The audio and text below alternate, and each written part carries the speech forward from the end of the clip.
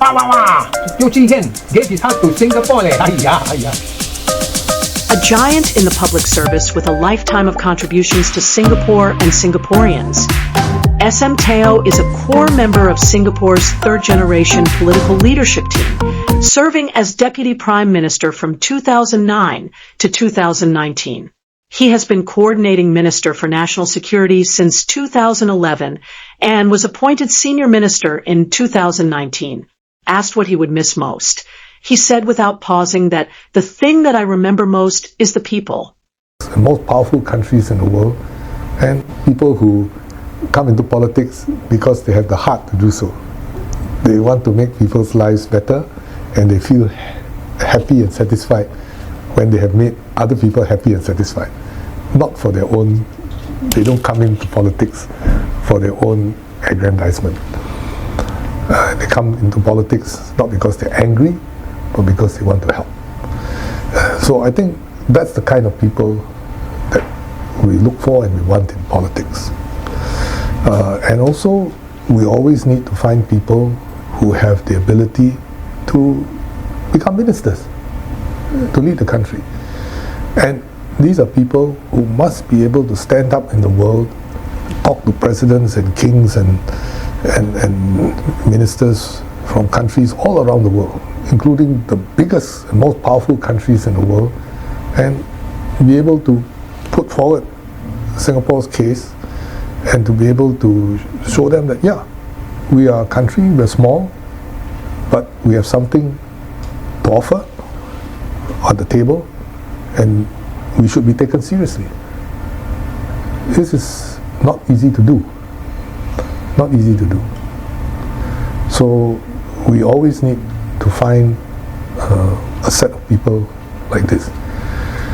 And the politics that we have today with social media and so forth, where you go out to attack people personally and so forth, you know, the spouse of the person who is thinking of standing for election, he may have all the right motivations, but he says, look, I really don't want to put my family through this.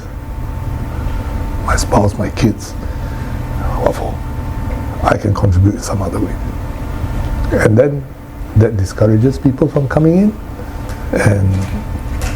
and I think eventually the loser is the country. People who come into politics because they have the heart to do so. They want to make people's lives better. You have been chairing quite a number of ministerial or inter-ministerial committees. So we have a Mr. Fix-It, we have now a task force man. So are you a Mr. Firefighter?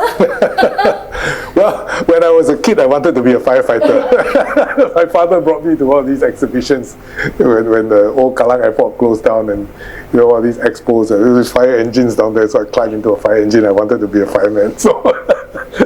But what are the soft skills and hard skills that you actually need to chair such committees?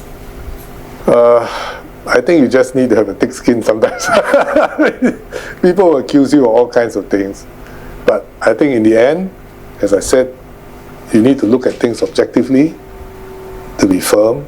You returning to public sector in other capacity, especially, is there a possibility of you returning to public sector in other capacity, especially your vast experience, maybe considering taking up the role of an advisor or maybe ambassador, or even running for the president? Well, but my colleague is the president, and he's a very good president, so I'm very happy I voted for him. So I told PM Lawrence that if there's I will support the 4G in whatever way he thinks I can be most helpful. And I mean it, and I will do so. My objective is to do my best to help the 4G succeed. Because they're good people, they're able people, and I want them to succeed. We want them to succeed because we want Singapore to succeed. That's important. Elections are never easy because they all have to balance many different factors, and they impact the individual lives of people and their interests. So you have to understand that and take that into account. And for politics in Singapore, you are a member of parliament first before you are a minister. And so you cannot make policy and then go and hide in your ivory tower. You have to meet your residents. You have to meet them at Meet the People sessions, you meet them in the constituency, you meet them when you visit them at homes. So the issues that they have and the effects of your policy on them become quite obvious. So, you know, there are things like that which are positive, and then sometimes you get negative side effects. Then you say, oh, we didn't intend for this to happen, and then you try and adjust it as you go along. So every decision is difficult, not easy. It is always easy to give things away. But even when you give things away, you get questions like, how come he got? How come I didn't get? Why don't you do this for me too? So none of this is easy. Work is never finished. As environment changes, as you can see, we're facing quite a completely new set of circumstances in the world today. So the work never finishes. There will always be things that need to be done. And you know, we are a very self-critical society. Again, when I was the Minister for Education, every time I went overseas, people praised our education system and said, oh, what a wonderful job you're doing. Whenever I came home, I got criticized bitterly by everyone. So, you know, you have to have a certain perspective on these things. And we must be self-critical, but we must not be self-destructive in our criticism. It has to be constructive. How can we do better? Decisions are never easy because they all have to balance. So I came back to it after I entered politics. And I must thank Chee Hean, because the first time I had to give a rally speech in Chinese, basically he helped me to write it, then he taped it, you know, cassette tape. This was 1992, cassette tapes, cars still had cassette tape. So I played it up and down many times, driving up and down from my house to Marine Parade and listened to it so that I could deliver it during the rally. And my cousin, who was teaching me Mandarin, was out there in the audience standing in front, and she and her sisters were laughing at me. Because my intonation was not quite right. You learn as you go along. You learn as you go along. So it was good enough for you to chair the JCBC as well? Well, good enough, but you see, in many of our interactions overseas, we are quite clear. We are Singaporean. So when we conduct our official meetings, we do so in English. So that's what we do. But in informal settings and so forth, we converse. And that's fine. But in our official meetings, we conduct them in English. And that's just to avoid any misspeaks, because your language is not as strong as theirs, and you put yourself at a disadvantage if your language is not as strong as yours, as theirs. And so that's to prevent any misspeaks, to have clarity, and also to signal that, yeah, we are Singaporeans. We have some ability to speak the language, but we are Singaporeans, and therefore we have our own point of view. And this is one of the signaling. You chaired JCBC for quite a number of years. And of course, we also know that you played a very important role in settling the diplomacy issues with Indonesia. So where diplomacy is concerned, would you like to fill us a bit more on how difficult it actually is, to handle all the situations? And of course, now we have the US and China tensions still up in the air. So that's why I said just now, as a small country, it's not easy for us to stand up and have our views and our voice seriously taken. And so you require quite good and able leadership to do that. So in the case of our interactions with, say, China and Indonesia, of course they're much bigger than us. If you have an hour this week, you can learn 100 songs on the piano by learning just 4 chords. These. And they remind us of that too. 1.4 billion people, at that time 220 million Indonesians when I met President Habibie. Now it's more than that. So whenever they say that, they brace themselves up and says, this is the view of X 100 million people. And I said, well, we are only 5 million or 6 million, of course. So you must be very clear what your own interests are. And you must also understand what their interests are. Because when you go into a negotiation or a discussion with others, you cannot just insist on your own, what you want. And that's true in any circumstances, whether it's a family, whether it's within their own country. You can't just insist on what you want. You must consider what others want, and especially what your interlocutor wants, what his interests are.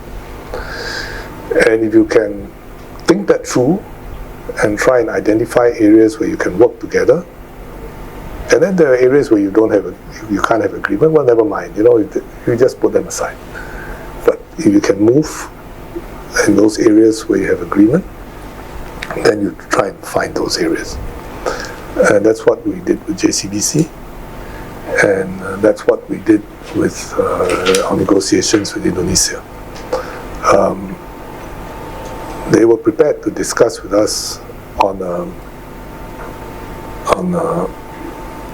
a basis of mutual respect and mutual benefit. And so we proceeded with the discussion that way, and we were able to identify what their core interests were, what our core interests were, and how we could try and meet both sets of core interests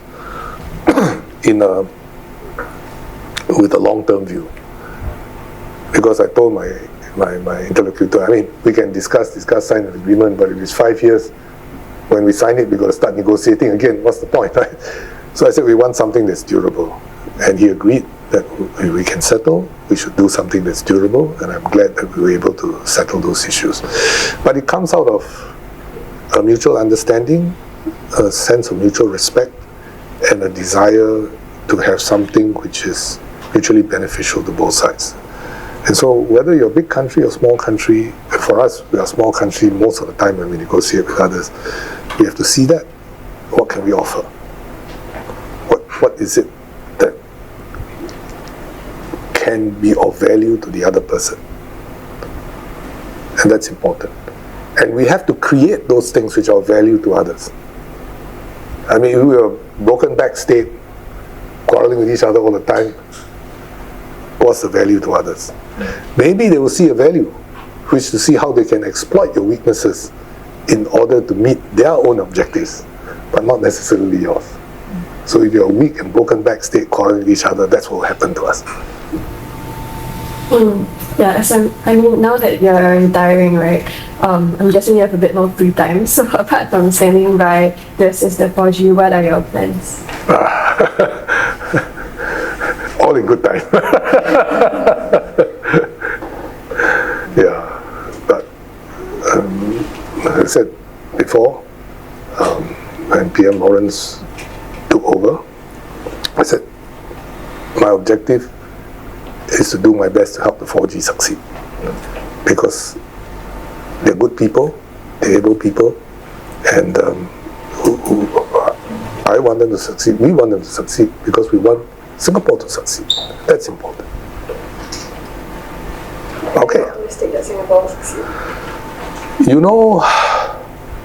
I am optimistic. When we started national education, when I was the Minister for Education, people asked me what's the objective. So I said, the objective is to have a well-founded confidence in our own future. So it can't be that you have some dreams and imagination of what you want to do, and then it's actually can't be achieved. it can't be that you're so frightened because you're small and you think everybody will swallow you up and you can't achieve what you want to achieve. But if you understand your strengths and your weaknesses, how to overcome your weaknesses, how to sort of multiply your strengths, then you can have a well-founded confidence in our own future. And that's what we should have, and that's what our young people should have. And I think we have many strengths today. We have found a formula over many years which helps us to be united, to synergize, multiply our strengths so that we can stand up in the world and be taken seriously by others. And this is something which we should continue to build on. Okay, thank you. Sam, can I have one last question? We know the official side of you, and I think as a rookie reporter, then when I was a rookie reporter, I found you to be very stern and quite fearful. Yes. So is there a different persona that changed your mind about Oh, of course. There you are. But is there a different persona that you actually take on when you interact with your residents? And what would you say is this man behind these strategies at heart? Who lives in Pasir Ris? Well, you know, sometimes when you take on certain roles in the government, you do come across as being more firm and more stern, because that is the role you have to play. You know? And you have to do that. And so some of the roles that I have taken up require that, both domestically, but also when it is outward facing. So who you are, what you do, how you present yourself, also is a part of, if you like, that security and deterrence building. Hey, hello friend, we've come to the end already. Have you subscribed yet? Yes, press the subscribe button and the like button and the share button. Thank you and have a nice day.